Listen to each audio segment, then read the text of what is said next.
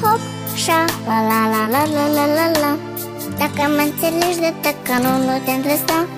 Hop, șa, la la la la la la li. Dacă știi să nu mergi, număr 1, 2 și...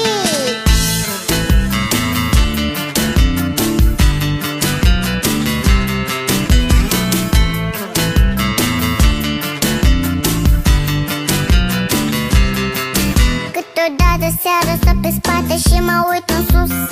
Alții numără câte stele, dar eu câte nus. Nu încerca degeaba, oricum nu reușești.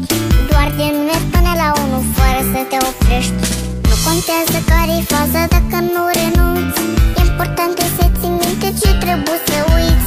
Eu aș spune ce pe bune și ce nu-i perfect, dar mă tem că o să mă înțelegeți corect. Hop, șa, la la la la la la la la. Dacă mă înțelegi de tăcă, nu te îndrăsta. Ei, hop, șa, la la la la la la li. Dacă știi să nu mergi, număr 1, 2 și...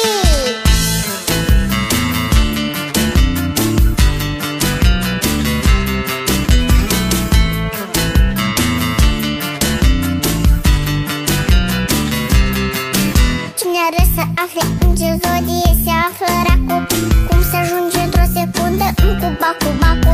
Și cu ce viteză ar trebui să ne oprim, care antonimul la cuvântul sinonim. Ori mai bine ar fi să afle cum e când e bine. Dacă nu găsești răspuns, îl găsești la mine.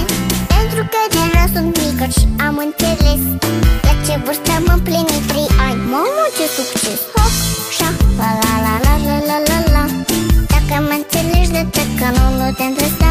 Ei, hop, șa, la la la la la la li. Dacă știi să nu mergi, număr 1, 2 și...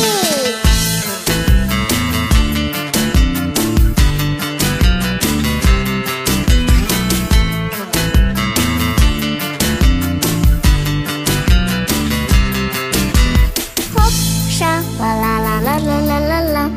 Dacă mă înțelegi de tăcă, nu te îndrăsta. Hop, șa, la la la la la la li. Dacă știi să nu mergi, număr 1, 2 și...